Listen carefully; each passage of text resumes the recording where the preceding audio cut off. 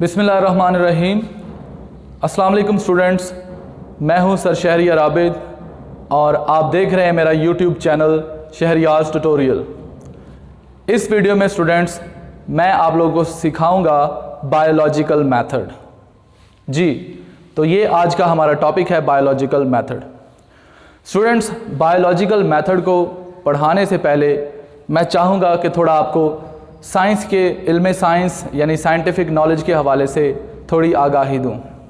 Dear students, आज जिस इल्म को हम साइंस बोलते हैं ये एक्चुअली जो है ये इंसान का खुद का डिस्कवर्ड और तख्लीक करदा इल्म है। डियर स्टूडेंट्स, साइंस को जब हम डिफ़ाइन करते हैं कि what is science, so we define science as the knowledge that comes from observation and experimentation. ऐसा इल्म जो ऑब्जर्वेशन और एक्सपेरिमेंट से हम तक पहुंचा है। मतलब आज की इस दुनिया में जहां साइंस ने इतनी तरक्की की है तो इसके पीछे वो तमाम साइंटिफिक नॉलेज है या इंफॉर्मेशन है जिसको गैदर किया गया और फिर उसको अप्लाई किया गया in solving different problems.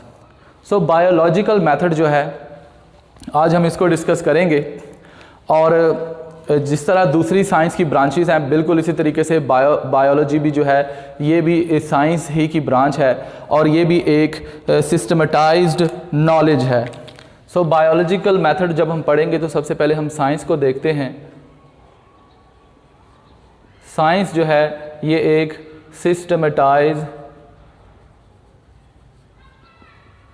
Systematised knowledge है।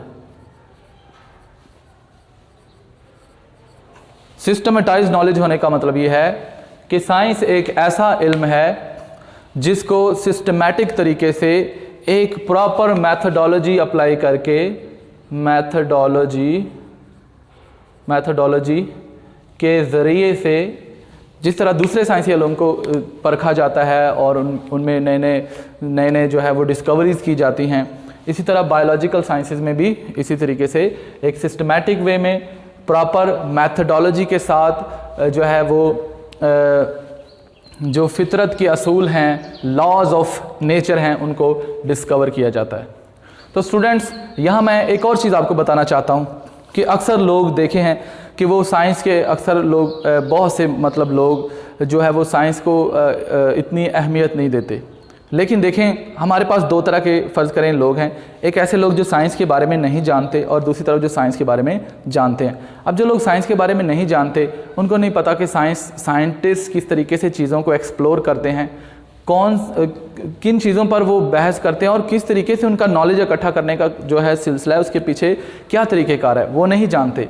लेकिन जब वो प्रैक्टिकली साइंस की जो रोज़मर्रा ज़िंदगी में साइंस की एप्लीकेशंस देखते हैं तो वो थोड़े हैरान तो होते हैं, लेकिन वो इसे एक्सेप्ट नहीं करते। वो कहते हैं कि बस ठीक है, लेकिन इसके पीछे कितनी मेहनत है, कितनी स्ट्रगल है, कितनी जद्दोजहद है, ये नहीं वो समझते। तो अब देखें बायोलॉजिकल मेथड, सबसे पहले आपको साइंटिफिक मेथड का पता होना चाहिए डियर स्टूडेंट्स कि साइंटिफिक मेथड क्या है। साइंस में जिस तरह किसी भी कम्युनिटी में कुछ सियाने लोग होते हैं जो समझदार होते हैं, वो समझते हैं कि हमारी बात जो है वो तजुर्बे से साबित है, हम सबसे ज़्यादा तजुर्बाकार हैं, हमारी इतनी उम्रें होंगी, जो हम बात कहेंगे वो बिल्कुल सही कहेंगे। तो साइंस एक्चुअली क्या है, जो साइंटिफिक कम्युनिटी है इसमें बसने वाले लोग जिन्हें हम साइंटिस्ट बोलते हैं, वो पूरी दुनिया में जितने भी ज़हीन लोग हैं जो डिस्कवरीज़ करते हैं उन डिस्कवरीज़ को जो है वो इकट्ठा करते हैं और उनको फिर एक्सपेरिमेंट से गुजारते हैं और फाइनली जब वो इतनी बड़ी चुनौतियों और कसौटियों से गुजर के वो चीज़ उन तक पहुंचती है तो फिर उसको कबूल करना पड़ता है। और साइंस इस तरीके से चलती है, यानी साइंस की बात में जो रद्द है उसकी बात में वो कम है as compare to any other ideological thinking. कोई भी बंदा आइडियोलॉजिकली कोई बात कह देता है कि जी मेरे ख्याल में ऐसे होता है या ऐसे, तो उसकी रद्द हो सकती है क्योंकि उसके पास कोई एक्सपेरिमेंटेशन नहीं है। ठीक है ना। तो ये एक मैंने फाउंडेशन बना दी कि बायोलॉजिकल मेथड क्या है और साइंस क्या है। अब चूँकि बायो भी एक साइंस है तो दूसरी साइंसेस की तरह ये भी एक सिस्टमेटिक वे में इसमें भी जो है वो डिस्कवरीज होती हैं, प्रॉब्लम्स को सॉल्व किया जाता है। तो अब मैं बताता हूँ कि एक इंसान जो है अपने, अगर प्री हिस्टोरिकली हम देखें माजी में जब इतनी साइंस नहीं थी तो लोग मज़ाहिर कुदरत को, नेचुरल फिनोमेनाज को जब देखते थे ना तो वो क्या सरैयाँ करते थे कि ऐसा हुआ होगा, ऐसा हुआ होगा, और अपने पास से इमेजिन करते थे कि ये जी मसला, मतलब हो सकता है ये। लेकिन जैसे जैसे इंसान का विजन बढ़ा, इंसान ने सोचना शुरू कर दिया, तो वैसे वैसे उसकी सोच में वसअत आई, और यही इंसानी जो है ना डिस्कवरीज ही एक्चुअली साइंस हैं। अब इतना वक्त गुजर गया और आज आप दुनिया को देख लें तो वो इतनी मतलब एडवांस दुनिया है, इतनी इसमें इतनी तरक्की होगी है, ऐसे ऐसे गैजेट्स आ गए हैं, इतनी टेक्नोलॉजी है कि इंसान की हैरत दंग रह जाती है, इंसान परेशान हो जाता है कि क्या है, ऐसा भी कोई दौर आना था।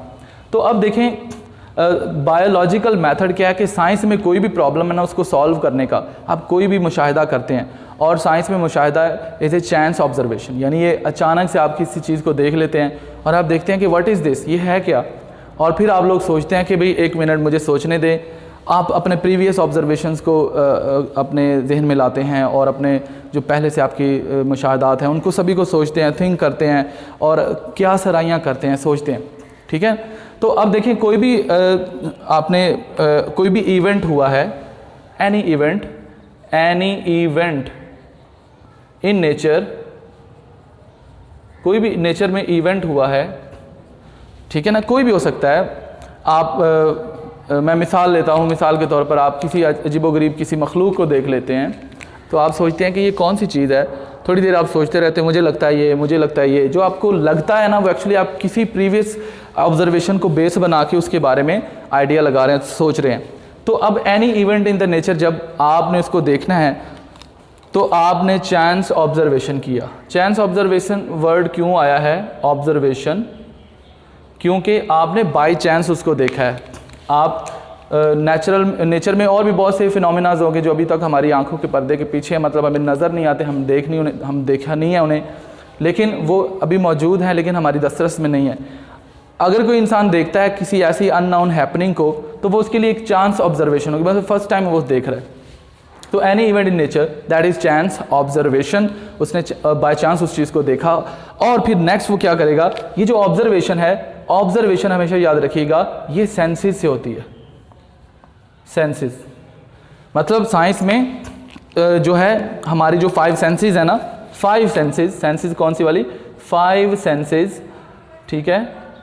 5 सेंसेस जो हैं ये ही ऑब्जर्वेशन करती हैं। इसमें हमारी टेस्ट है, इसमें हमारी स्मेल है, उसके अलावा जो है स्मेल है, स्मेल के अलावा हमारे पास टच है, ठीक है।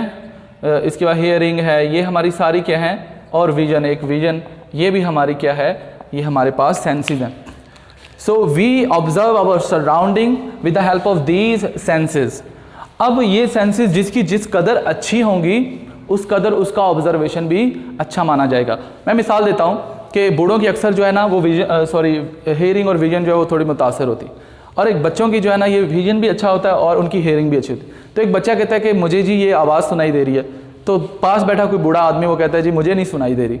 तो इसका मतलब हरगिज़ ये नहीं है कि बच्चा झूठ बोल रहा है, इसका मतलब यह है कि जो 2 ऑब्जर्वर्स हैं, एक की सेंसेस बहुत अच्छी हैं, मतलब उसके वो परसीव कर रहा है हियरिंग को बच्चा, यानी कि जबकि बड़ा जो है उसकी सेंसेस जो है वो थोड़ी डिफ़ॉल्टी हैं, मतलब उसकी फॉल्टी सेंसेस हैं। तो सेंसेस का ऑप्टिमम होना, ऑप्टिमाइज तरीके से काम करना ये भी बहुत ज़रूरी है, और उसी की बेस पे ऑब्जर्वेशन होगी। अब ये ऑब्जर्वेशन होगी। अब नेक्स्ट ये है कि ये जो ऑब्जर्वेशन जो साइंटिस्ट करते हैं अपनी सेंसेस से, ठीक है, इन ऑब्जर्वेशंस को फिर वो आगे डाटा की फॉर्म में देते हैं। अब ऑब्जर्वेशन जो है ना ये आगे वो 2 तरह की है, qualitative and quantitative. Qualitative observations जो हैं ऐसी ऑब्जर्वेशंस होती हैं कि जिनको आप ना वेरिएबल्स की फॉर्म में यानी नंबर्स की फॉर्म में लिख नहीं सकते। मिसाल के तौर पर क्लास में स्टूडेंट ए मोर इंटेलिजेंट है देन स्टूडेंट बी, तो अब ये मोर और लेस और बड़ा है छोटा है, ये चीज़ें काउंटेबल नहीं है, ठीक है। तो ऐसी ऑब्जर्वेशंस हमारे पास क्या होंगी, क्वालिटेटिव ऑब्जर्वेशंस। देन हमारे पास है क्वांटिटेटिव ऑब्जर्वेशंस। क्वांटिटेटिव ऑब्जर्वेशंस जो है ना ये चूँकि ये क्वांटिटी है, these observation can be counted, तो इन ऑब्जर्वेशंस को नंबर्स की सूरत में लिखा जा सकता है। जैसे 5 स्टूडेंट्स, 10 स्टूडेंट्स, 2 मीटर हाइट, इसी तरह boiling point 100 degree Celsius of water, ये सारी चीज़ें काउंटेबल हैं। तो ऐसी ऑब्जर्वेशंस को क्वांटिटेटिव ऑब्जर्वेशंस बोला जाता है। जब ऑब्जर्वेशंस भी होगी, ठीक है, मतलब एनी इवेंट जो हुआ उसको हमने ऑब्जर्व किया with the help of our senses, और उसके बाद हमने देखा कि जी ये हमने जो चीज़ देखी है ये है क्या। अब उसके बारे में जो हमने फर्स्ट गेस करना है ना कि व्हाट इज़ दिस, ये क्या हो रहा है, ये है क्या चीज़, जो हमारा पहला गैस होगा ना, वो गैस जो है उसे हाइपोथेसिस बोलेंगे। उसे क्या बोलेंगे? हाइपोथेसिस। अब हाइपोथेसिस जो है, hypothesis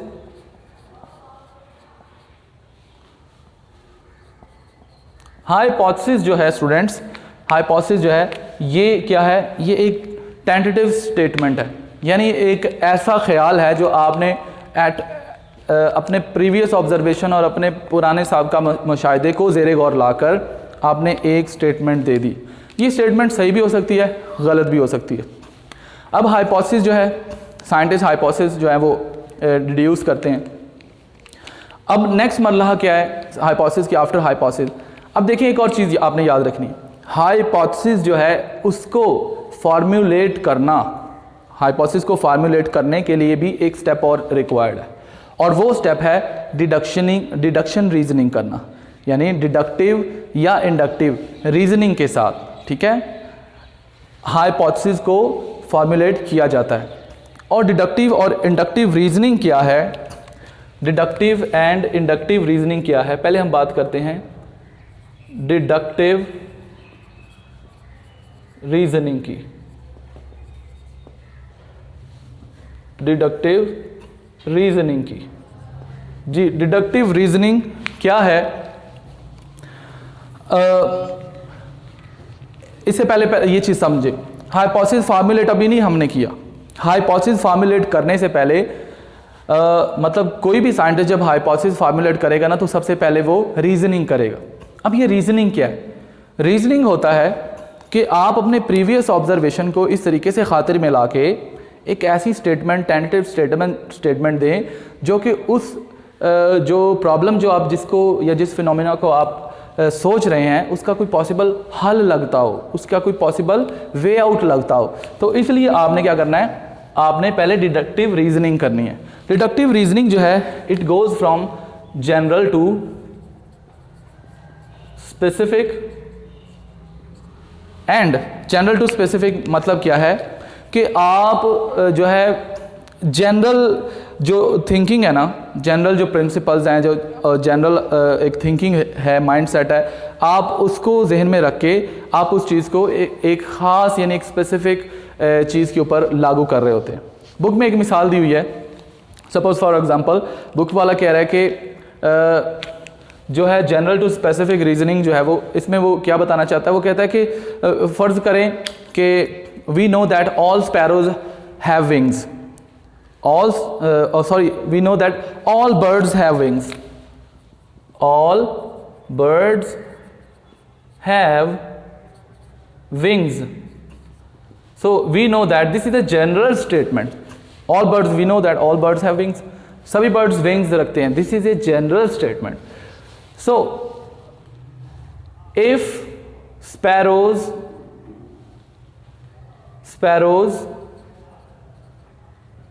have wings, then we can call it a bird. जी, तो अब देखें all birds have wing, this is a general statement. ये सबको पता है कि जनरली सभी बर्ड्स के जो है वो विंग्स होते हैं। अब एक स्पेसिफिक चीज़ है स्पैरो, मतलब एक ख़ास चीज़ है, ठीक है, हमने बात कर रहे हैं ना जनरल टू स्पेसिफिक हमने जाना है। तो जनरली तमाम बर्ड्स के पास विंग्स होते हैं, लेकिन स्पैरो क्या है? एक स्पेसिफिक बर्ड है। Sparrow is a specific bird, and if sparrow is a specific bird यानी एक स्पेसिफिक चीज़ है, एक खास चीज़ के ऊपर हम आ रहे हैं। हमने कॉमन चीज़ को नहीं देखा, commonly all birds have wings, लेकिन स्पेसिफिकली सिर्फ स्पैरो की बात हम कर रहे हैं। तो अगर स्पैरो को भी देखें बर्ड के विंग्स हैं तो हमें मानना पड़ेगा कि स्पैरो भी एक बर्ड है। तो दिस इज डिडक्टिव रीजनिंग, ठीक है। अब दूसरा हमारे पास क्या है? जो दूसरी रीजनिंग की टाइप है वो है inductive reasoning, inductive reasoning.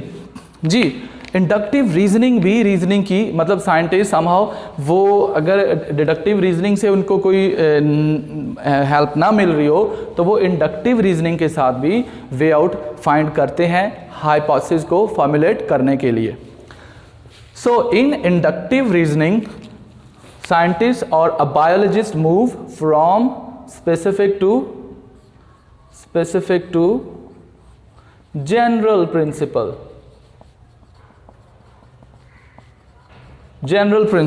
specific to general principles। इसमें हम क्या बात करेंगे, हम एक स्टेटमेंट देंगे जो कि स्पेसिफिक होगी, ठीक है, जो बिल्कुल एक ही ऑर्गेनिज्म पर वो अप्लाई हम करेंगे, एक ही सिचुएशन पर जो कि स्पेसिफिक होगी, मखसूस होगी। जैसे ये एक जनरल स्टेटमेंट है,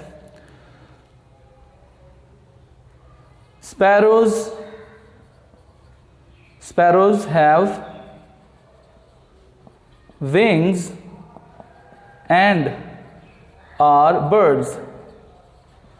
अब ये एक स्पैरो की सिर्फ बात हो रही है कि स्पैरो जो है उसके पास विंग्स हैं और वो बर्ड है, ठीक है। स्पैरो जो है उसके पास विंग्स हैं और वो एक बर्ड है। और जब हम इसको हम स्पेसिफिक करेंगे, क्योंकि जनरल करेंगे, तो हम कहेंगे pigeon, parrot and hawk have wings, therefore are birds।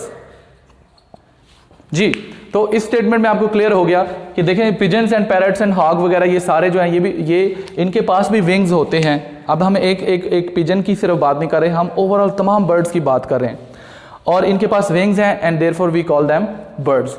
तो ये है इंडक्टिव रीजनिंग। तो साइंटिस्ट जब इंडक्टिव या डिडक्टिव रीजनिंग कर लेते हैं तो उसके बाद हाइपोथेसिस फॉर्मुलेट करते हैं, और जब वो हाइपोथेसिस फॉर्मुलेट कर लेते हैं तो नेक्स्ट स्टेप शुरू होता है एक्सपेरिमेंटेशन का।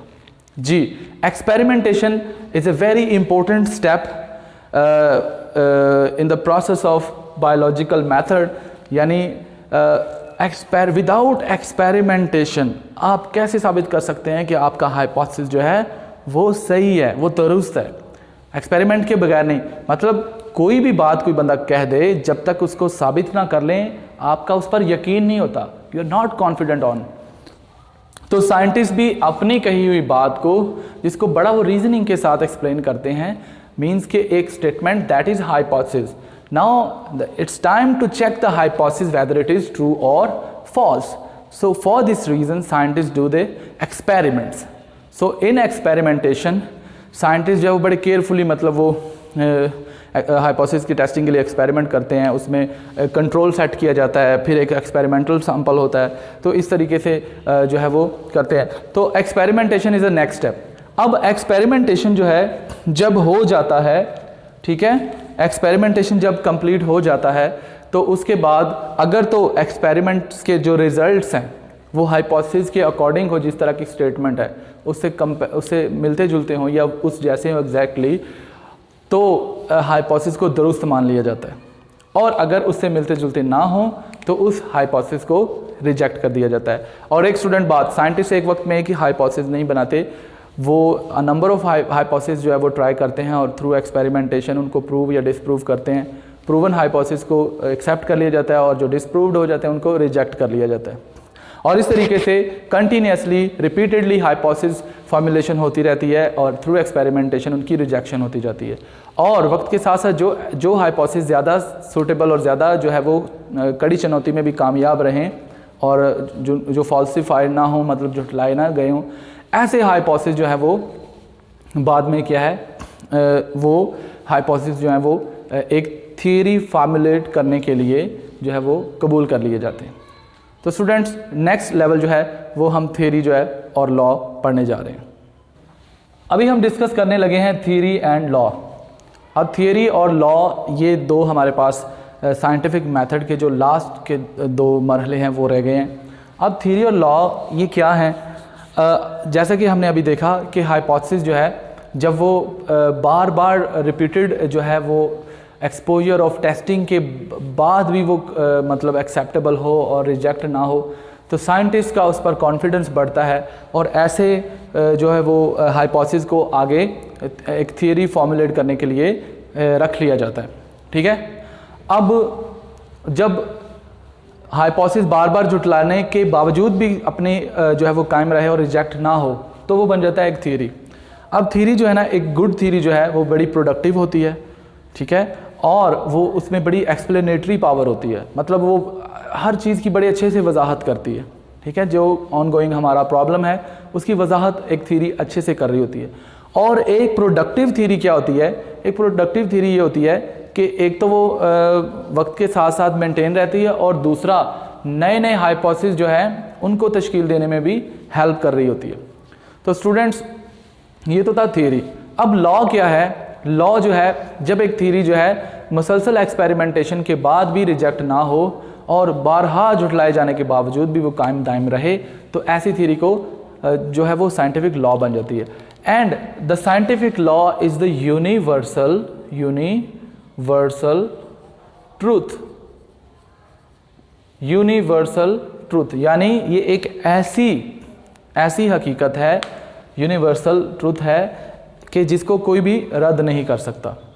और as far as the knowledge of biology is concerned, in biology there are very few laws in biology. Suppose यहाँ मैं आपको दो का जिक्र बताऊँगा, मेरे ख्याल में यही दो हैं, बुक में भी यही लिखे हुए हैं।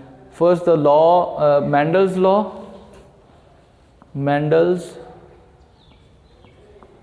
Law and Hardy-Weinberg law. अब मैंडल्स के आगे फर्दर जो है वो दो लॉ हैं, लॉ ऑफ सेग्रीगेशन, ये हम पढ़ेंगे नेक्स्ट इंशाल्लाह, एंड लॉ ऑफ इंडिपेंडेंट